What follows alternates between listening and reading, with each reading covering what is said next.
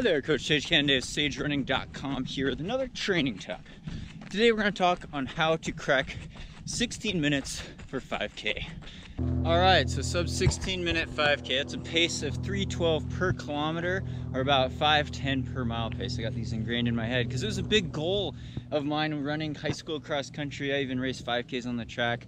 Didn't crack, I guess I cracked it my junior year on the track, but didn't do it in cross country till my senior year where I got it by quite a bit. I got down to 15, 17 for 5K. High school cross country didn't even get me top 10 at states in Oregon, but it's going against guys like Galen Rupp. So you got to be doing, it takes talent, it takes hard work. For me, it took quite a bit of hard work. I was running at least 50, 60 miles a week in the summer going into my senior year cross country. You have to be careful though, because you don't want to get injured, and when you increase your mileage you have to do it very slowly and gradually, or you probably will get injured or anemic or something like that. So you also probably have to listen to your coach a lot if you're in high school. But over the summers, unstructured, running for fun, building base, also in the winter, running year round most days out of the year, getting that mileage base up.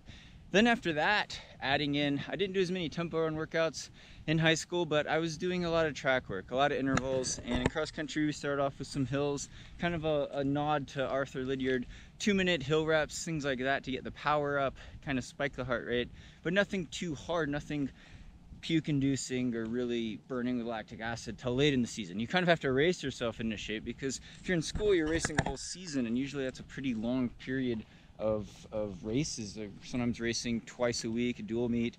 And my senior year I was conservative enough that I could pack it up with my teammates who were also really good. I had 2 other guys on my team who was going sub 16. We had a lot of fast courses in Oregon too, that helped, like flat golf courses, but we'd pack it up, and I was undefeated in my conference and running some sub 16, 15:30s a lot.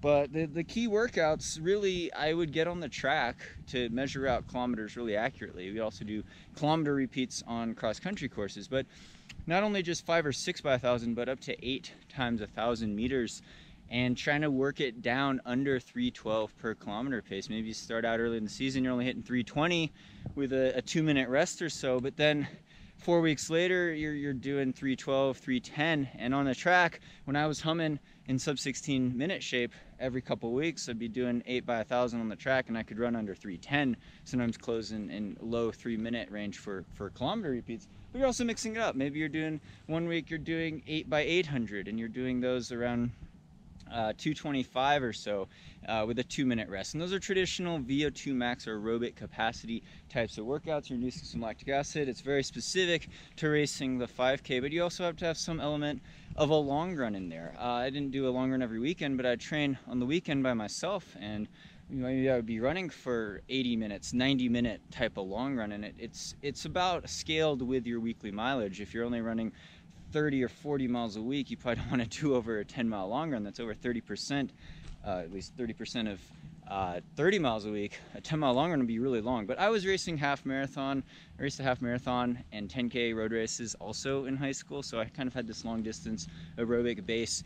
That being said, you also need some element of even faster speed, traditional reps or Jack Daniels. Hill repeats, we started off with hill repeats early on in the season to build strength. It's not cross country, you got rolling hills, but if you want to run really fast, you're still doing some maybe 400-meter repeats, and you're doing those quite a bit faster than 5-10 mile pace. So 5-minute mile pace would be 75 seconds per quarter, about 400 meters.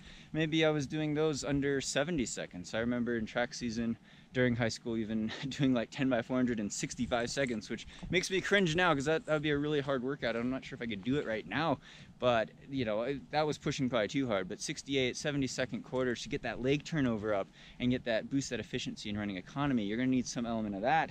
Now, if you're older and out of school and you've had this mileage base, then tempo runs are also going to be a real effective key. And we did do some maybe 10-minute pushes, 15-minute pushes, but I'm talking about the standard 20-minute Jack Daniels style tempo run.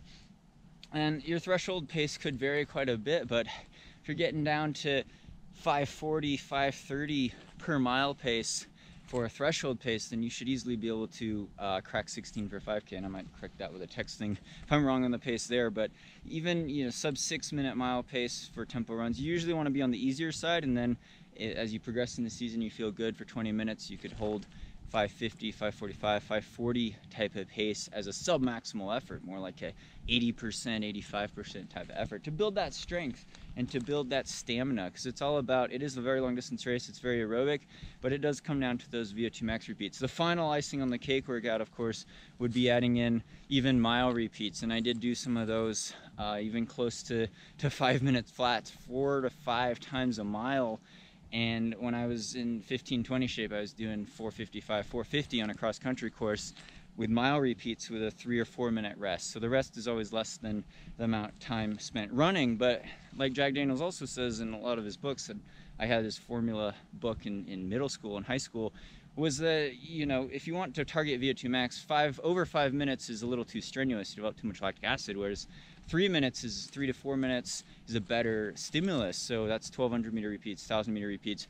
But if you're close to 5:10 per mile as a 5K race pace, then you're probably close enough to 5 minutes for getting a good VO2 max stimulus. But it's a very tough, hard workout, and you want to make sure you don't positive split it too much or slow down, get bad form. But that would be the other mix you would do besides 1000 meter repeats. But you need to be doing those close to 5:10 pace, because that's going to be race pace for trying to crack 16 minutes for 5K. But thanks so much for subscribing on here. Really appreciate all the support. Comment below with future training topics that you guys would like to hear about.